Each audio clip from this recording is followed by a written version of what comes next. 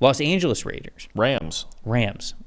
Can't. We were up early. Don't worry about it. Can't read. Good. They're all those West Can't Coast read, teams. can't talk. Really good qualities for a show.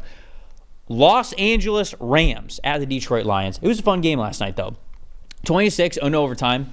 Big win for Detroit. I think they needed it. Statement win. They're a team that's got Super Bowl aspirations. You picked them to be Super Bowl champs? Yes, I did. I also picked them to be Super Bowl champs, so needed this one, baby. Needed it. We'll go to the top 5 for the Detroit Lions. We can kick it off there because, buddy, we got a good one at the very top. Aiden Hutchinson, 94.0. My defensive player of the year pick. We're off to a good start. Looks good already. Man, we're gonna dig into him in a second, get into his performance. Running back David Montgomery was next, 86.6. Wide receiver Jameson Williams, huge game for JMO, 83.4. Graham Glasgow, 82.2 at number 4. And then Alex Anzalone all over the field. Didn't he have like 13 tackles last night? Something crazy like that. Something he crazy. Was everywhere. It felt like you couldn't watch a play without him in it. Gator great. Love to see it. 79.0 grade as the 5th highest graded Lions player. Jared Goff earning a 43.2. It was tough it was kind of tough for both these quarterbacks. Both these defenses were playing really, really well. The offenses weren't quite in sync. Rams were dealing with a lot of injuries, and we know that the Lions can play better than they played last night. So I think you see that reflected a little bit in Jared Goff's overall grade. But you flip to the other side, Los Angeles Rams, their safety John Johnson III at 91.5 overall grade to lead all players. Kobe Durant, the cornerback, 82.7. Edge rusher Jared Verse, the rookie, getting in here at number 3, 75.5 overall grade. Safety Cam Curl coming in at 74.5. And then Cooper Kupp, monster day. He needed it with Puka Nacua going out early parts of that game. He finished with a 71.2 overall grade. And then Matthew Stafford, you see that there as well.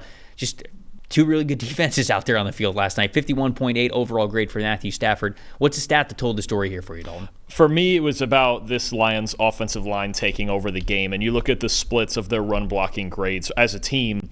First half, 58.8. Second half in overtime, 77.7. And they ran the ball on 7 of those 8 overtime plays. Mm-hmm. This is the one team, maybe more than any other team in football, right? And Jared Goff had that low grade in the 40s.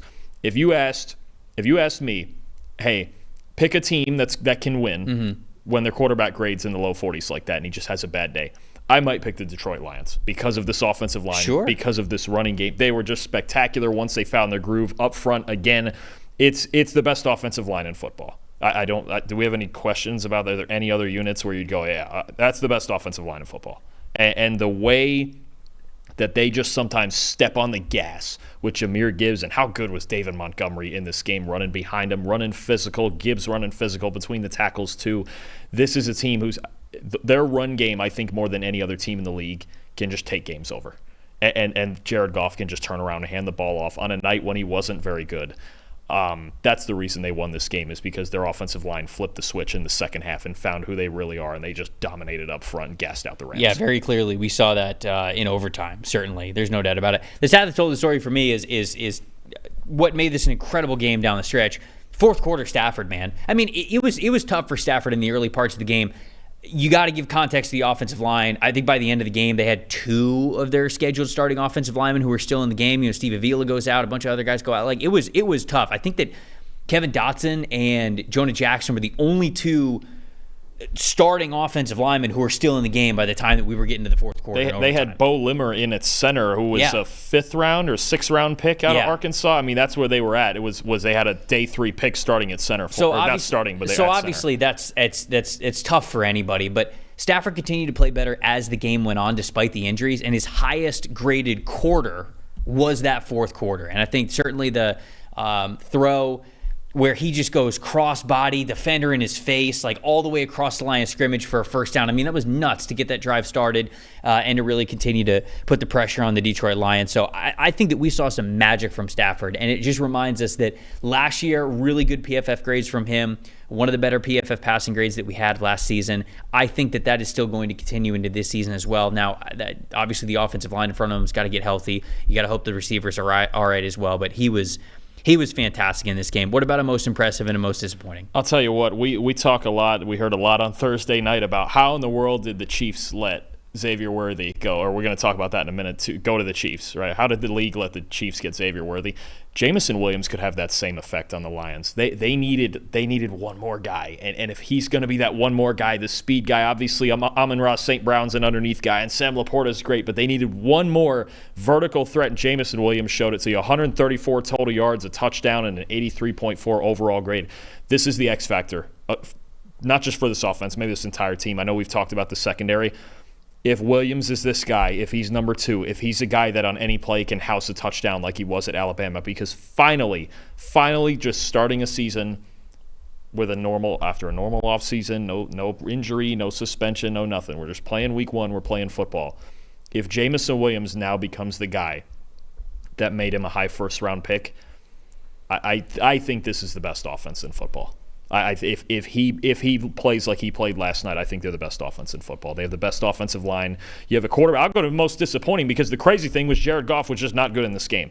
And the one thing that we know about Jared Goff, when he's protected, he's elite. Last year, 93.4 clean pocket passing grade, second in the NFL behind Josh Allen. Last night, a 34.4. It's very uncharacteristic to see Jared Goff, when he is protected, and he still was last night for the most part, to see him just struggle to make throws. I don't expect that to continue. I fully expect Goff to be better. I think there is an element here of the Rams' last game last season came against the Lions, and they had just played, and it's so recent that the rematch is. I think there was some schematic elements that played into it. And the Rams' defense, there were some players that played really well. You mentioned Jared Verse and Cam Curl. Maybe they're just better all the way around, even without Aaron. They won't be better without Aaron Donald. Yeah. I'm glad that you caught yourself there. Right, yeah. I can't say that. But if the secondary, Aaron Donald doesn't play safety. So guys like Cam Curl and guys like that on the back end, he probably could, honestly. I would retire if I ever saw that. But yeah, Goff wasn't even good last night. They found a way to win, and Williams was a huge reason. He's the X factor, maybe in a Super Bowl run, honestly. My most impressive, it has to be Aiden Hutchinson. He had a sack in this game, but he had 9 pressures and an insane 47.8 pass rush win percentage. Just unbelievable. You mentioned it could be a defensive player of the year type of campaign for Aiden Hutchinson. Boy, did it start off hot last night. He absolutely ate in this game. And look, the most disappointing to me is the Rams' offensive line. But to be honest, you give some context to it. A lot of those guys were banged up. It was really tough for them anyways. And so I don't even love saying that they were the most disappointing. It was just a unit that no one on the offensive line had a pass blocking grade above 45. The injuries are going to be a problem. And the injuries were obviously were tough. But even when the guys were out, it was just even the 2 starters of Kevin Dotson and Jonah Jackson, nobody had a pass blocking grade above 45 on the entire offensive line, starters or the guys that came in. That's disappointing no matter how you slice it, even with the context, which we wanted to make sure that we gave. I see in the chat, Walt is talking about Matthew Stafford's interception that he threw in the end zone right before the first half ended. I genuinely don't think he saw the defender, because the Lions were in all blue last night, right? Oh, with the wall behind him. The end zone was the all blue color, and the wall behind him was the all blue color. And if you watch the tape of it, Matthew Stafford throws the ball, and then it gets picked off, and you see him. He puts up his hands He just what? The ball just stops in thin air. Yeah. I honestly don't think he saw the defender. Which, hey, it's home field advantage, baby. You got to improve in coverage somehow. You got to get the it's home field advantage. See, now here's the thing: if we see them play a road game and they're significantly worse in coverage, we have to ask ourselves, is the league going to ask them, hey, I need the walls behind the end zones? I wouldn't do it if I was the Lions. I mean, if they're hosting a playoff game, they get to say, no, we won this. Yeah, we deserve this. I mean, it's just color rush jerseys the same as the wall every week. Just wear the all blues every 100%, week. 100%. And then all the fans, the blue out, whatever. See, now you're talking. Yeah, it's just marketing, home field advantage.